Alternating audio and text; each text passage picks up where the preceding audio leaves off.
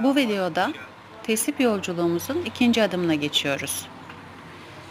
İlk derste temel formları oluşturduğumuz yaprak desenlerini bu kez daha ince detaylarla işliyoruz. Yaprak çizimlerinde orantı, hareket ve zarafeti nasıl yansıtabiliriz? Altın oranla yaprak kurgusu nasıl zenginleştirilir? Bu derste adım adım uygulamalı olarak gösteriyoruz. Tesipte sabırla işlenen her detay eserin ruhunu ortaya çıkarır.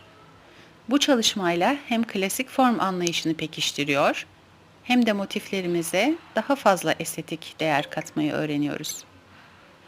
Kaleminizin ucuna sabır, gönlünüze ilham dolsun.